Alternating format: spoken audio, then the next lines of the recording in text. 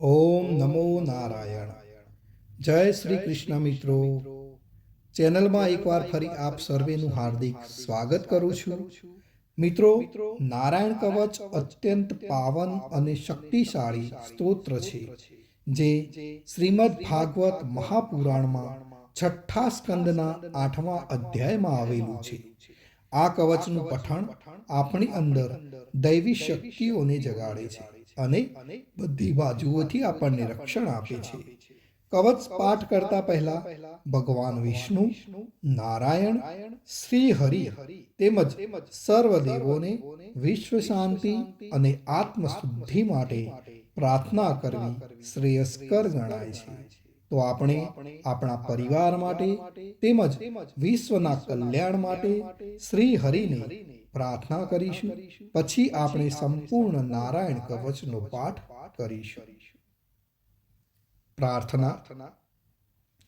હે પરમ નારાયણ, અનંત અનાદિ વાસુદેવ, હે જગતના ત્રાતા, ધર્મના રક્ષક, આજે હું આપની શરણ આવી ભય મુક્તિ, શાંતિ અને શુદ્ધિ માટે હું મારા મન, વાણી અને કર્મથી આપની આરાધના કરું છું.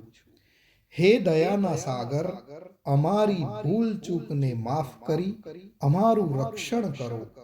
આજનો નારાયણ કવચ પાઠ કેવળ મારા માટે નહીં, પણ સંસારના સર્વ જીવોના કલ્યાણ, શાંતિ અને પરમ શ્રેય માટે હું કરું છું.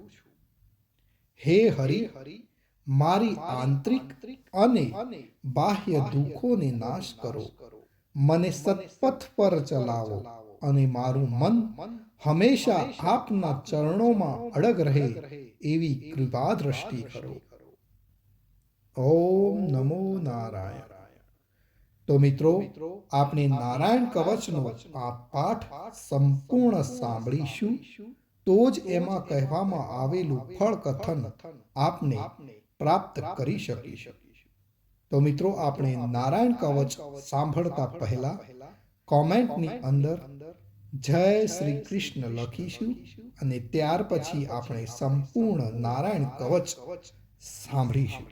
અને સાંભળ્યા પછી પણ આપણા જે પણ મિત્રો હોય એમને પણ જરૂરથી શેર કરીશું.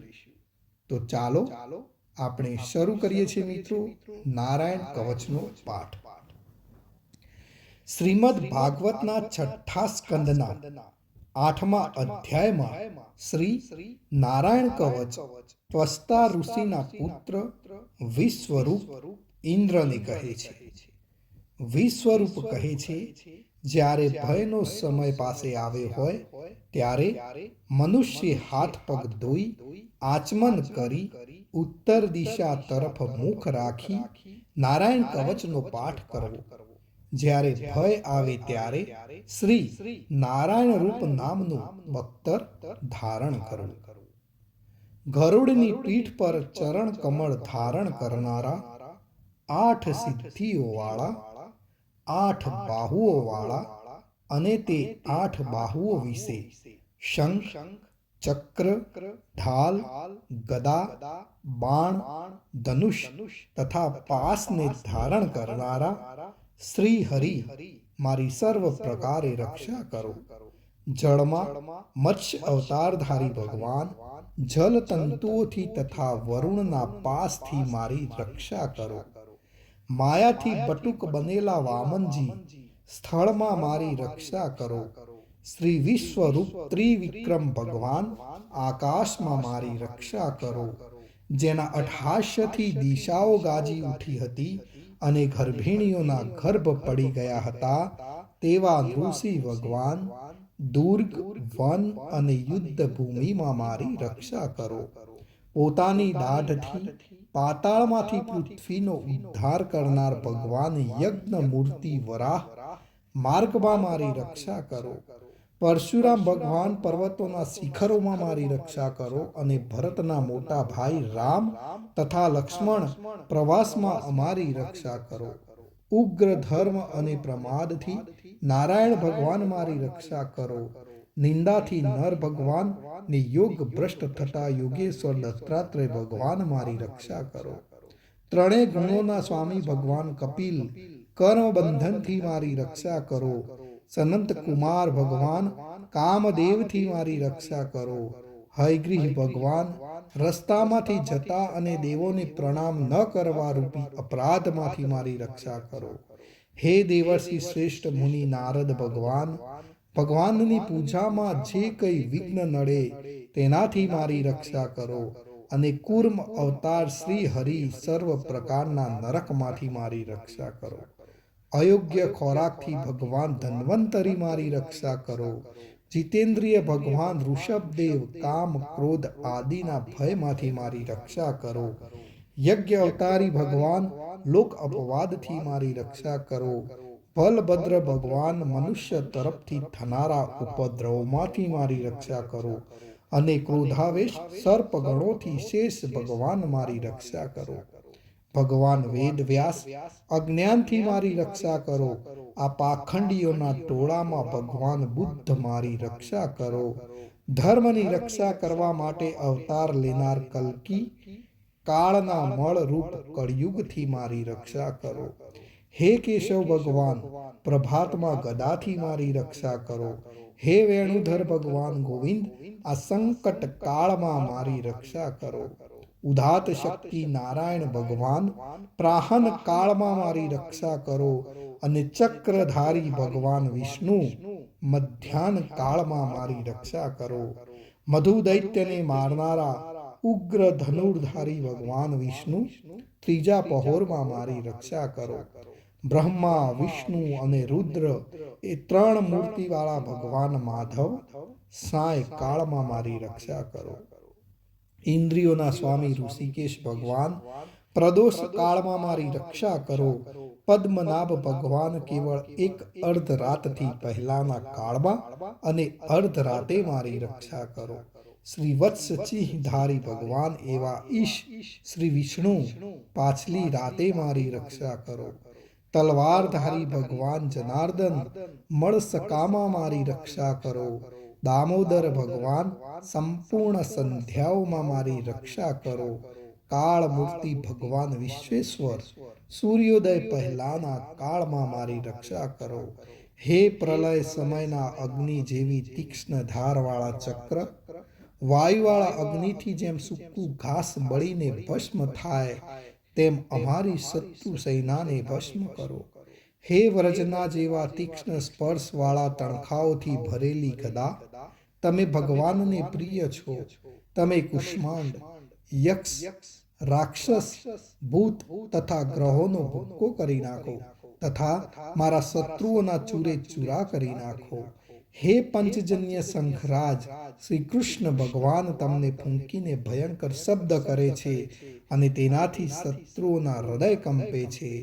હે પંચજન્ય શંખરાજ તમે રાક્ષસો પ્રમથો પ્રેતગણ માતૃકાગણ પિશાચ બ્રહ્મ રાક્ષસ તથા બીજા ઘોર દ્રષ્ટિવાળાઓને નસાડી મૂકો. હે તીક્ષ્ણ ધારવાળી તલવાર તમે ભગવાનના હસ્ત દ્વારા પ્રેરાઈને મારા શત્રુઓના સૈન્યને કાપી નાખો. હે સેંકડો ચંદ્ર જેવા મંડળ સમાન ઢાલ તમે શત્રુઓની આંખોને ઢાંકી દો તથા પાપી નજરવાળાઓની પાપ દ્રષ્ટિને હરી લો. અમને ગ્રહોથી કેતુઓથી મનુષ્યોથી સર્પોથી દાઢવાળા પ્રાણીઓથી તથા પાપોથી જે ભય થાય છે તે સૌ તથા જેવો અમારા સુખમાં વિઘ્ન કરનાર છે તે સર્વે ભયો ભગવાન નામના રૂપ અસ્ત્ર કીર્તનથી જ તુર્ત જ નાશ પામો. વૈદિક સ્ત્રોતોથી સ્તુતિ કરાયેલ વેદમય તથા સમર્થ ગરુડ ભગવાન સર્વ સંકટોમાં મારી રક્ષા કરો તથા વિશ્વસેન ભગવાન પણ પોતાના નામો લેવા વડે સર્વ સંકટોમાંથી મારી રક્ષા કરો. શ્રી હરિના નામ રૂપ વાહન અને આયુધો સર્વ દુઃખોમાંથી અમારી રક્ષા કરો. ભગવાનના મુખ્ય પાર્ષદો અમારી બુદ્ધિ ઇન્દ્રિય મન તથા પ્રાણની રક્ષા કરો. આ સાકાર નિરાકાર જે કઈ જગત છે એ સર્વ ભગવાનનું જ સ્વરૂપ છે. આ સત્યથી મારા સર્વ ઉપદ્રવો નાશ પામો. અભેદ દ્રષ્ટિવાળા મનુષ્યોને ભગવાન પોતે ભેદ રહિત જોવામાં આવે છે, તો પણ તે પોતાની માયાથી આભૂષણો, આયુધો તથા ચિહ્ન નામની શક્તિઓને ધારણ કરે છે. તે સત્ય પ્રમાણ વડે જ સર્વજ્ઞ તથા સર્વવ્યાપક ભગવાન શ્રી હરિ સર્વ પ્રકારના રૂપો વડે સર્વદા અમારી રક્ષા કરો. શ્રી નૃસિંહ નામના ઉચ્ચારણથી જ જળ, વાયુ, અગ્નિ આદિનો પ્રભાવ પોતાના તેજથી દૂર કર્યો છે. એવા લોકના ભયને દૂર કરનાર ભગવાન નૃસિંહ સર્વત્ર ચારો તરફ મારી અને મારા પરિવારની રક્ષા કરો. નારાયણ કવચનું ફળ કથન. વિશ્વરૂપ કહે છે કે હે ઇન્દ્ર, આ નારાયણ કવચ તમારી આગળ કહ્યું, જે ધારણ કરવાથી તમે શ્રમ વિના અસુરોના અધિપતિઓને જીતશો.